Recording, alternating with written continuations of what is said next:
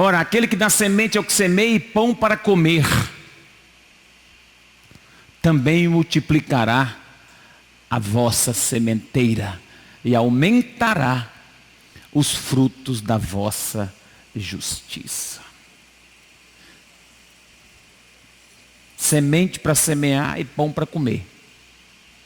Se você tivesse que fazer uma escolha agora, você queria semente ou pão? Se você tivesse que escolher agora, você escolheria semente ou pão? É só uma pergunta, não precisa responder, fica com ela aí. Semente tem a ver com empreendedorismo. Pão tem a ver com sustento. Pão tem a ver com o alimento imediato.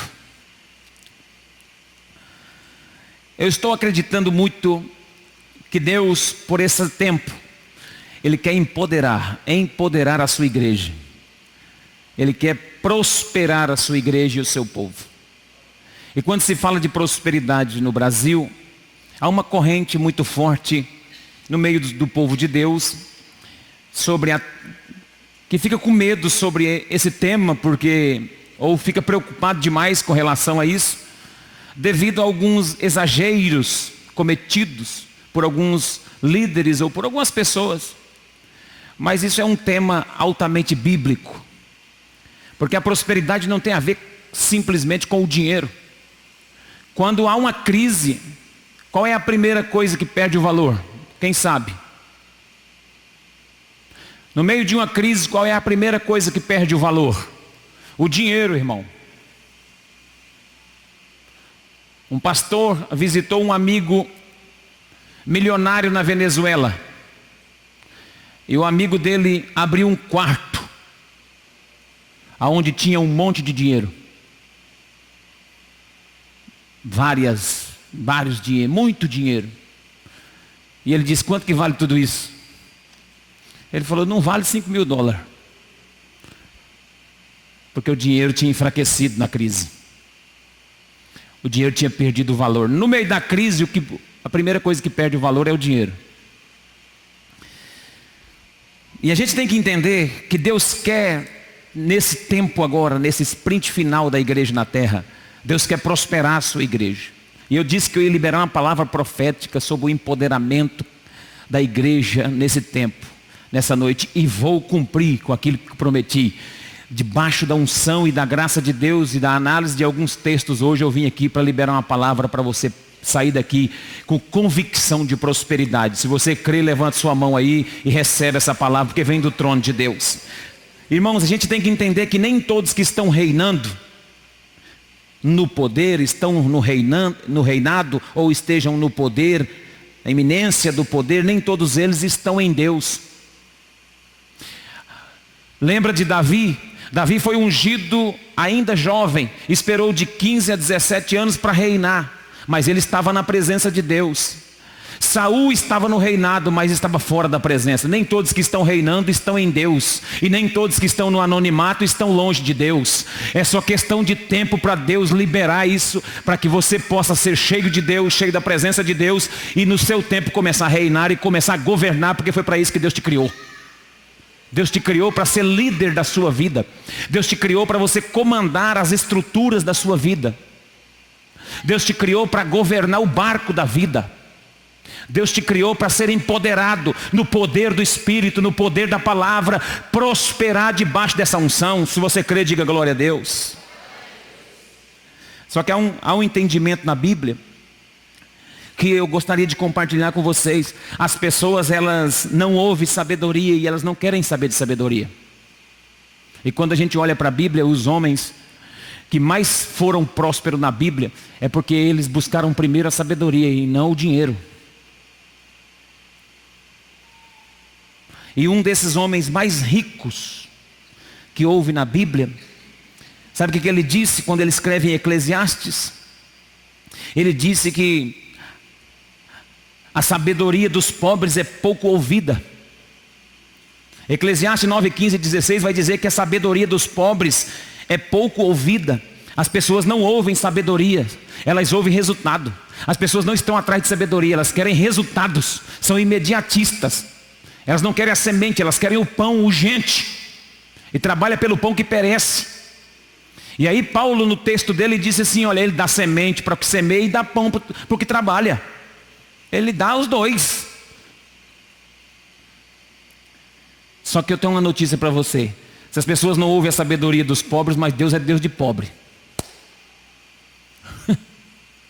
Deus é um Deus de pobres. Deus gosta dos pobres. É verdade, irmão.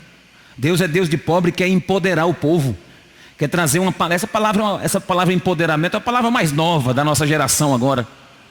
Ele quer liberar esse poder sobre a nossa geração. E qual é então a questão do texto que o apóstolo Paulo está dizendo ali? Paulo está dizendo assim, ele dá semente ao que semeia e pão ao que trabalha. E também multiplica a vossa semente. Qual é o objetivo da multiplicação de Deus na nossa vida? Para nós sermos instrumentos de justiça.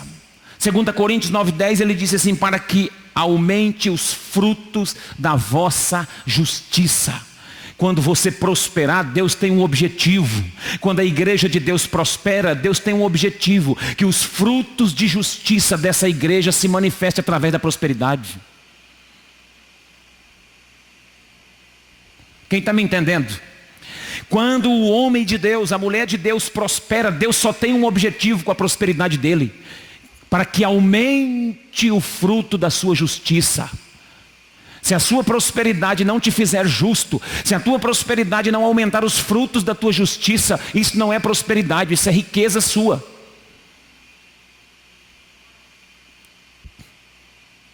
Se a nossa prosperidade não demonstrar os frutos da nossa justiça, não é prosperidade.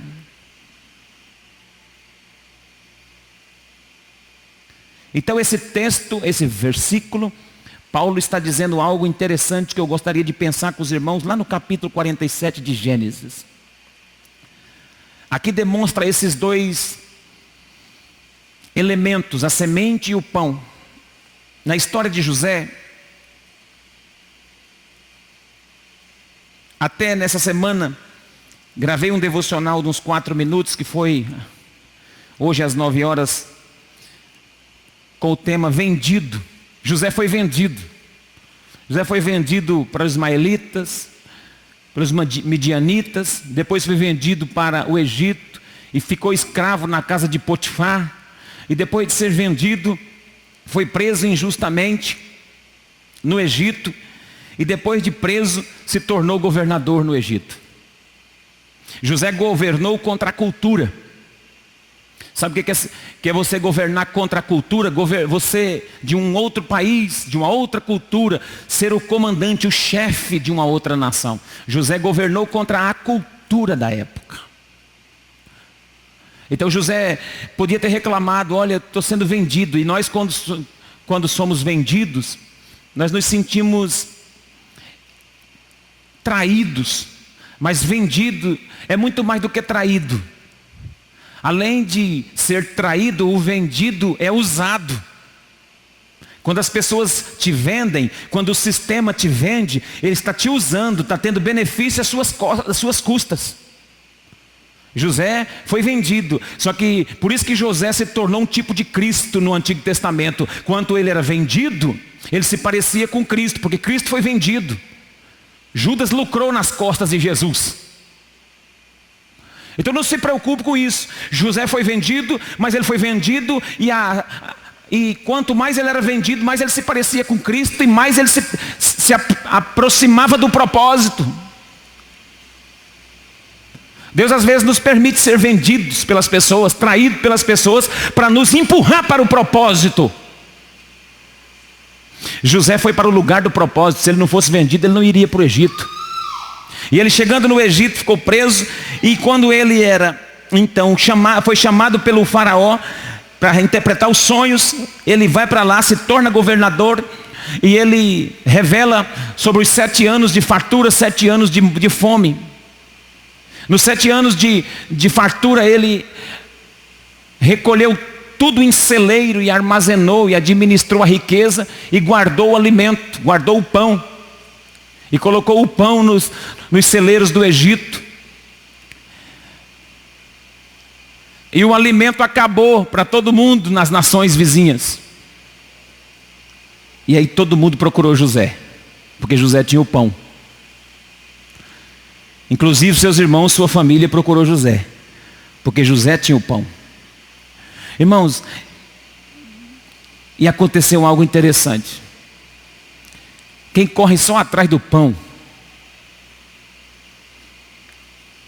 quem trabalha só em torno do pão, uma hora se torna escravo.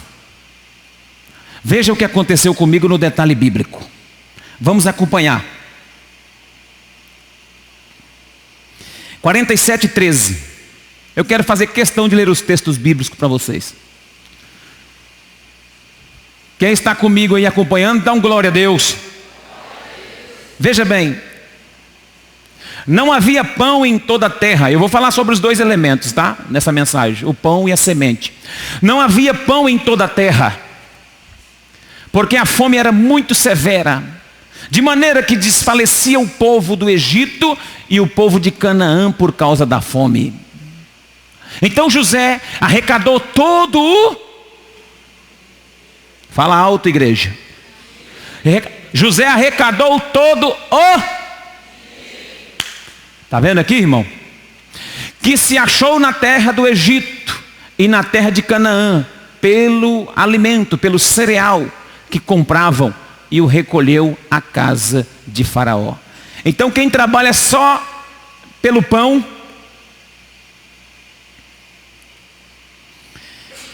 a primeira coisa que perde é o dinheiro. Deus poderia dar dinheiro para você, eu falei quinta-feira aqui, acho que eu mencionei. Deus poderia dar dinheiro para você do dia para a noite? Deus poderia fazer você dormir pobre e acordar rico? Sim ou não? Ele já fez isso antes. Quem lembra de uma reportagem no Mato Grosso, acho que na região de Diamantino, de um homem, saiu até no Fantástico, saiu em vários lugares, essa reportagem de um homem que estava em Diamantino, na beira do rio, de uma cachoeira lá, de um rio, e pegando pedrinha e jogando pedrinha assim, ó. Sabe como que eu estou falando? Já jogou pedra no rio? Quem já jogou aqui pedra no rio? Na água assim. Ele jogando, de repente ele pegou uma pedra pequena, achou uma pedra muito linda, interessante, uma pedrinha com um aspecto de preciosa. Ele falou, vou levar essa pedra. Colocou uma pedra no bolso. 10 milhões.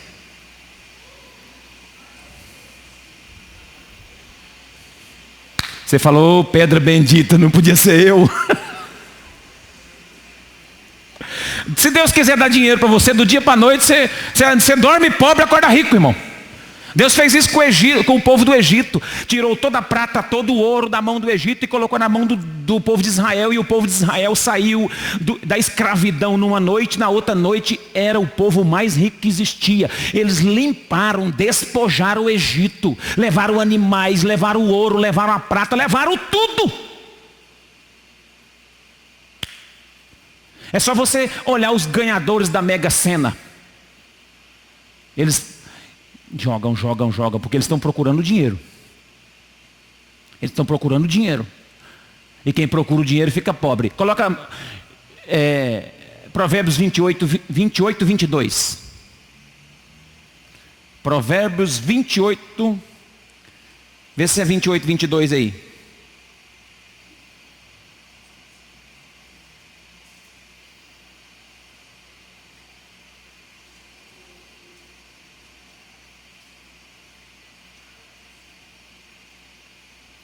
É 28, 22. Aquele que tem os olhos invejosos corre atrás das riquezas, mas não sabe que há de vir sobre ele a penúria. Coloca outra tradução. Aquele que tem um olho mau corre atrás das riquezas, mas não sabe que há de vir sobre ele a pobreza. Quem corre atrás de dinheiro fica pobre.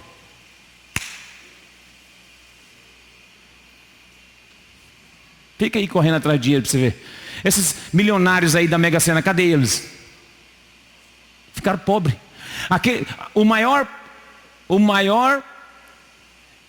homem que mais tirou ouro na Serra Pelada. Passou a reportagem dele na Record. Ficou pobre, está pobre, dentro de um barraco hoje. Uma vez ele chegou no aeroporto, ele queria conhecer Copacabana. Quando ele estava no auge da riqueza. E ele estava com aquela roupa meio suja, meio desajeitadão. O pessoal desfez dele no aeroporto na época. Ele pegou uma mala de dinheiro, colocou no balcão assim e falou: eu quero fretar um Boeing aí para mim, para ir para o Rio de Janeiro. Pagou um Boeing de 200 lugares só para ele ir. E chegou lá, ficou num hotel na frente da praia lá. Correndo atrás de riqueza, fica pobre. A prosperidade não é dinheiro. Sabe qual foi a primeira coisa que eles entregaram aqui agora a troco de pão? Dinheiro. Acabou a comida, eles foram lá em José. José falou assim: dá dinheiro. Cadê o dinheiro de vocês? Toma, pode levar o pão. Pode comer. Toma comida. Me dá o dinheiro. A primeira coisa que perde o valor na crise é o dinheiro.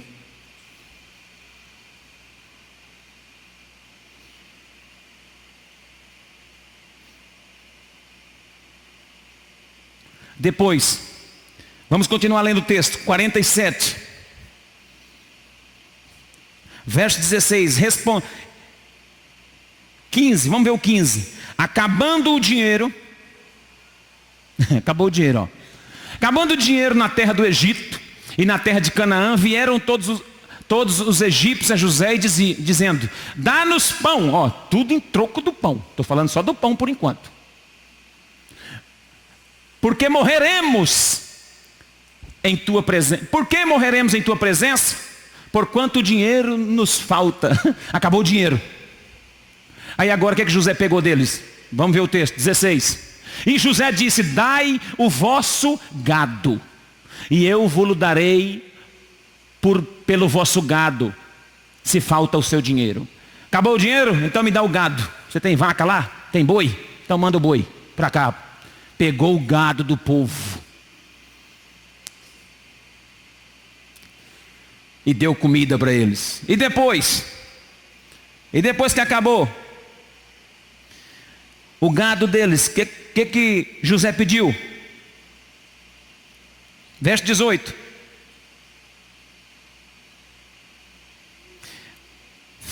Terminou um ano, acabou aquele ano, eles comeram aquilo que eles tinham. E acabado aquele ano, vieram a ele no segundo ano e disseram-lhe: não ocultaremos ao meu senhor que o dinheiro é acabado e meu senhor possui os animais. Nenhuma outra coisa nos ficou diante da face do meu senhor, senão o nosso corpo e a nossa terra. Ele falou: olha, nós só temos a terra e nós mesmos. Ele falou: então dá a terra. José falou: passa para cá a terra e toma pão para vocês comer. Leva o pão e dá a terra. Verso 19.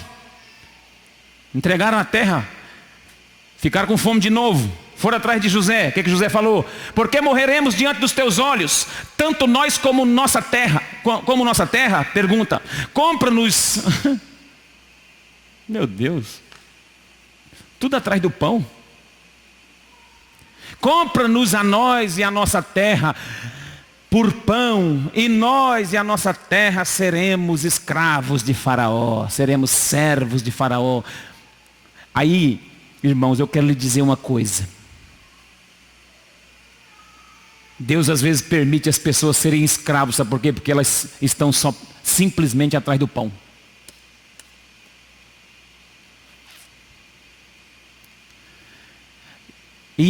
E tem algumas pessoas que enquanto elas não se tornam escravas, elas não caem na realidade.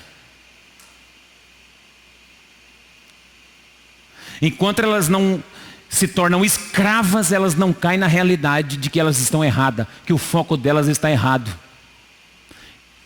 Elas estão vivendo no imediatismo em troca de pão.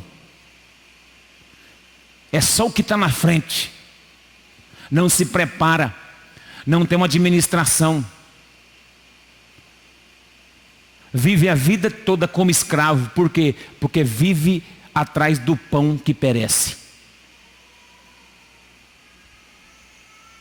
Mas aí o que José faz? José fala: agora vocês, o gado, o dinheiro de vocês, a terra de vocês, e vocês também são escravos de Faraó. Vocês não pertencem a vocês mais, vocês pertencem a Faraó. Agora toma aqui a semente. Vamos ler o texto. Verso 23. Então disse José ao povo: eis que hoje vos comprei a vós e a vossa terra para Faraó. Aí tendes semente para vós, para que semeeis na terra. Não vou dar pão para vocês mais não, vou dar semente agora. Não tenho mais pão para vocês, tenho semente. As pessoas podem pensar: José foi ruim, né? José não podia doar. Poxa vida, José judiou do povo, hein?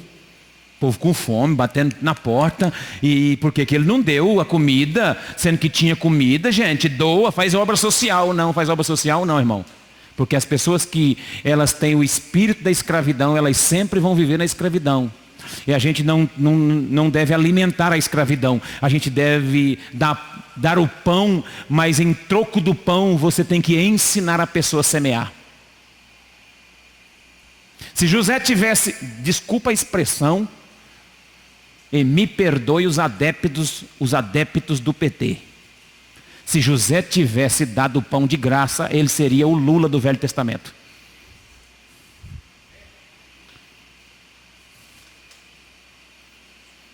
José foi um grande homem, um grande administrador.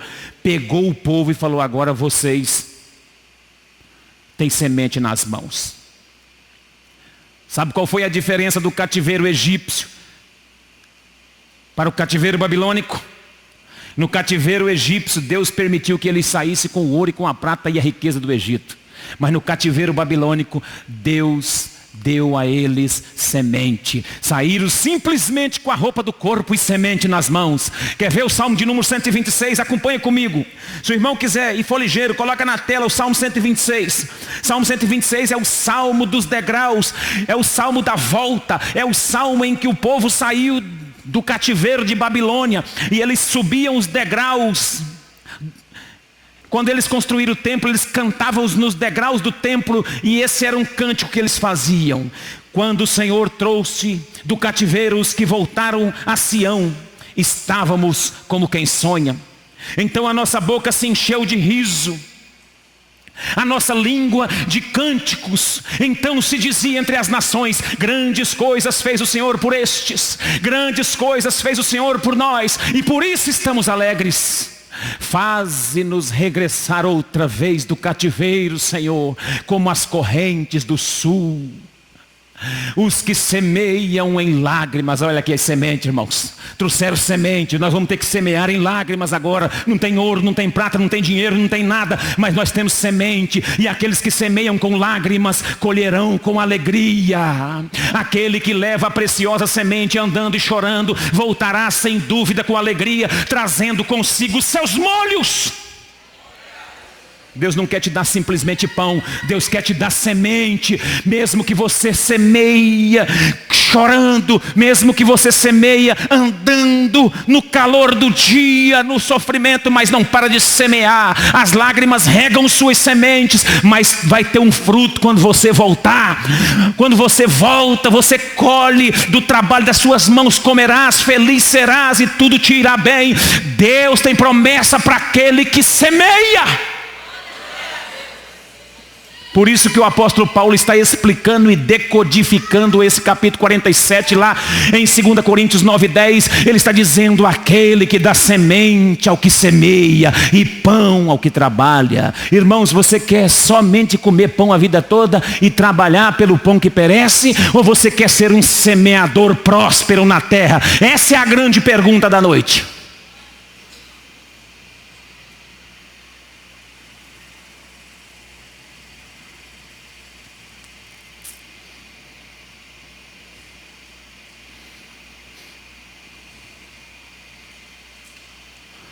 José governou contra a cultura.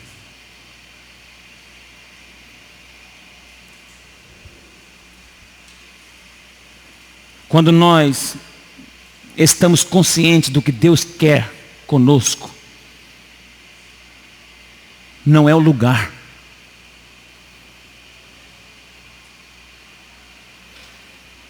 Tem a ver com você, não tem a ver com o lugar que você está.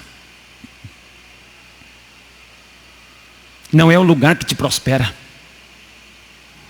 É você que prospera o lugar.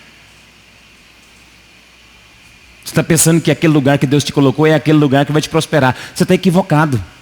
Deus te mandou para lá para prosperar o lugar que não prosperava.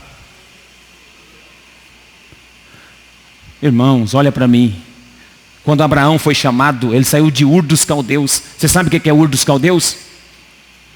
Ur dos Caldeus é uma parte da terra mais fértil que existe.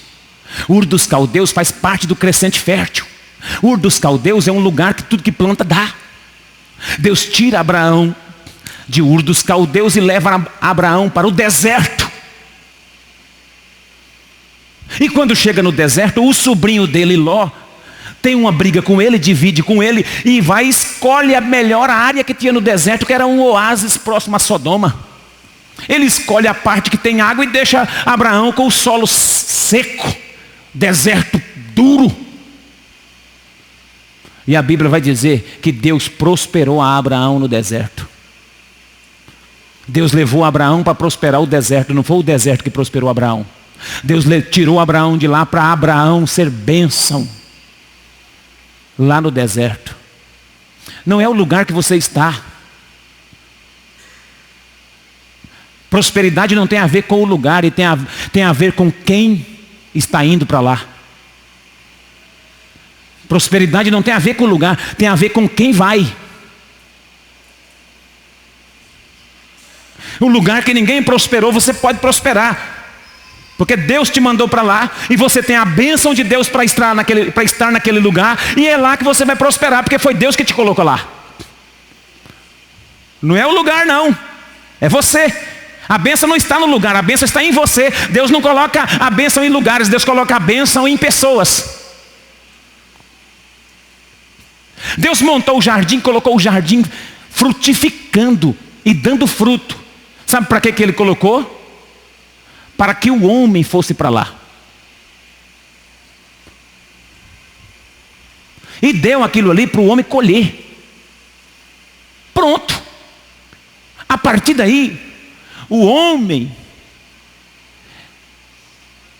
é que passou a ser a principal criação de Deus ali. Era o homem que comandava tudo. Deus criou a terra para o homem dominar. A Bíblia diz: dominai sobre as aves, dominai. Deus criou o homem para dominar. Por que não domina? Porque o homem é imediatista. Corre atrás do pão que perece.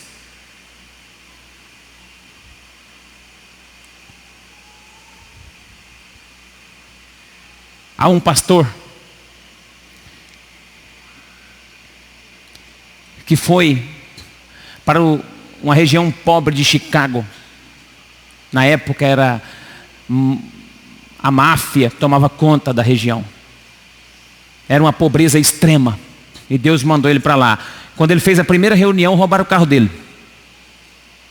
O primeiro culto que ele fez, roubaram o carro. Ele falou: meu Deus do céu, o senhor tem certeza que o senhor me mandou para cá? Aí Deus falou: eu te mandei para cá para abençoar o lugar, para enriquecer o lugar. Aí ele continuou. Hoje o lugar é o bairro mais rico que existe. Aí foram perguntar para ele: qual é o segredo dessa transformação em 20 anos? Sabe o que ele falou? Naquele dia que roubaram meu carro, Deus colocou uma coisa em meu coração: todo bandido é um líder, só está na mão errada.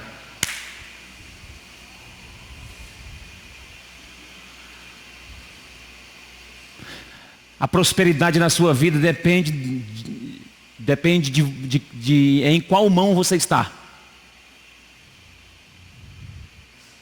O sucesso da sua vida depende na mão de quem você se encontra. Você se encontra na mão de Deus? Então pode ficar em paz. Agora, se você estiver fora da mão de Deus, Enquanto Adão estava no jardim que Deus preparou para ele só estava comendo. Porque Deus plantou o jardim e ele nem plantar não precisava. A Bíblia diz que Deus que plantou o jardim. Está aqui? Quem está aqui dá glória a Deus. Glória a Deus. Deus plantou o jardim e ele já entrou comendo, já entrou colhendo. Ele colheu aonde não plantou. O Adão.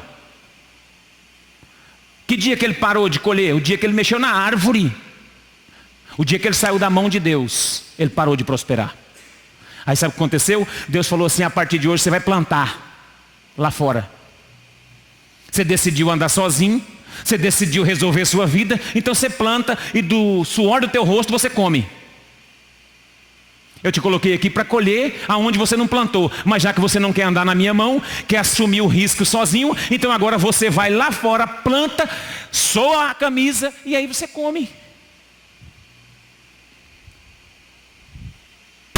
Ah, mas trabalhar não é ruim, pastor. Trabalhar, é lógico que não. Deus não ia tirar o trabalho mesmo que fosse no Éden. Só que o trabalho não seria penoso. Depois que Adão pecou e saiu do jardim, nasceu pragas, nasceu os carrapichos, nasceu os abrolhos. As pragas nasceram. Não ia ter praga, não ia ter nada. Nascia. A mulher começou a dar a luz com dores. Sabe por quê? Porque quando você sai da mão de Deus, você começa a penar. Estava escrito o texto ali, a penúria. E eu te pergunto, você quer semente ou você quer pão? Atrás do pão você perde o dinheiro. Atrás do pão você perde o gado. Atrás do pão você perde a terra. Atrás do pão você perde você mesmo, você se torna escravo. E eles precisaram se tornar escravos para semear. Entenda que a vossa semeadura gera atos de justiça. Uai, pastor, mas se Deus me chamou para comer aonde eu não plantei, para que eu vou plantar? Você vai plantar para gerar atos de justiça. O seu dízimo no altar não é mais nada do que atos de justiça. Quando você dizima, você não está dizimando porque tem que construir. Quando você oferta, você não está ofertando porque tem que pagar as contas da igreja. Não é isso não. O dízimo e a oferta sua é uma relação íntima e espiritual com Deus. O dízimo e a oferta sua mostra na mão de quem você está. Porque não é o lugar. Tem a ver com a pessoa. Tem a ver na mão de quem você está. Tem a ver debaixo de que comando você anda. Nós somos um povo de coração bom, então nós ofertamos, dizimamos e às vezes até querendo saber o porquê que está acontecendo com o dinheiro. Falando assim, olha, é para construir, tal, vamos usar. Mas o dízimo não é para isso não. O dízimo, a oferta que você dá é uma relação sua com Deus, de intimidade com Deus. É isso aí. Quando você dizima, você vem lá, todo mundo vem fiel aqui, coloca aqui no altar. Sabe o que você está falando para Deus? Eu sou teu, o Senhor me comprou. O dízimo celebra a compra. Aí agora eu vou para o final da mensagem.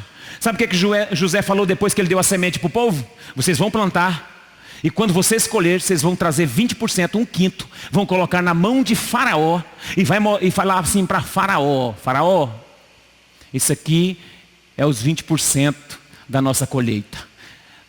Sabe o que o povo falou quando José deu essa notícia para eles? Vamos ver na Bíblia. Gênesis 47, olha o que eles disseram. Verso 25, 47 e 25. Olha o que os homens disseram depois que José falou que eles teriam que dar 20% da colheita. E disseram, a vida tem nos dado. Achemos graça aos olhos do meu Senhor e seremos servos de Faraó. Ô irmão. E para você devolver 10% para o Senhor, não é para Faraó não. Você faz uma cara, hein? Dá trabalho, e aqui era 20% para o Faraó. E eles disseram, a vida tem nos dado, a vida tem nos devolvido. Achemos graça aos seus olhos, meu Senhor, seremos escravos de Faraó. 20%. Quando eles devolviam os 20%, eles sinalizavam para Faraó: olha, nós somos teus, a terra é tua, o gado é teu, a semente, o Senhor que me deu a semente para eu semear, e eu estou semeando. Porque a Bíblia diz lá, o Paulo disse, ele que dá semente ao semeador. Então o Faraó dava semente para ele semear, essa semente também era dele, a semente é de Deus. Quando você semeia no altar aqui, quando você dizima, a semente é de Deus. Você não pode comer a semente. Quando você come a semente, você corre atrás do pão que perece. Quando você come a semente, você toca na árvore do jardim. O dia que Adão resolveu tocar na árvore que não podia, sabe que ele comeu a semente, ele mexeu na semente. E aí ele assumiu a responsabilidade, falou, tudo aqui, eu tomo conta da minha vida. Aí Deus falou, então você sai do jardim e vai trabalhar por sua conta. Quando você toca na semente, você toca na árvore. Quando você toca na semente, você toca naquilo que Deus proibiu. Quando você toca na semente, você toca naquilo que é sagrado. Quem está me entendendo aqui, irmão? Eu estou liberando uma palavra de prosperidade sobre sua vida. Isso aqui é para sair daqui hoje rico. Engraçado, né? Que a pobreza e a riqueza não tem nada a ver com o dinheiro, tem a ver com o espírito. Você é rico. Você já é rico. Porque riqueza não tem nada a ver com dinheiro. Dinheiro perde o valor. Riqueza tem a ver com você, na mão de quem você está. Escute. A oferta e o dízimo celebra a compra. Eles diziam para Faraó: Faraó, nós somos teus e viemos aqui sinalizar os 20% que a terra é tua e nós estamos celebrando. Eles faziam uma festa, celebravam a colheita e mostravam para Faraó de quem era tudo. E quando nós ofertamos e dizimamos no altar, sabe o que nós estamos falando? Eu fui comprado. Jesus me comprou. Só um parente mais velho podia resgatar um escravo. E nós éramos escravos do pecado e do diabo. Nós estávamos na mão errada. E ele foi nos resgatar da mão do diabo e ele nos comprou com seu sangue na cruz. E agora qual é a forma então de nós sinalizarmos para ele? É através daquilo que nós trazemos a ele. Porque a terra é dele, tudo é dele. E ele dá a semente também para mim. E eu planto, como, colho, administro. E venho aqui com um sinal. Falo para ele aqui, ó, tudo é teu. Mas eu estou celebrando porque eu fui comprado.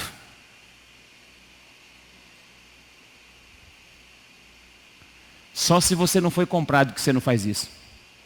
Só se você não entendeu que você é dele ainda que você não faz isso. Mas porque quem entende isso aqui, como o irmão Zé falou no começo, quem entende da onde vem, da origem que vem, e quem é que está dando a semente, quem é que está colocando na nossa mão para a gente fazer isso, fique em paz.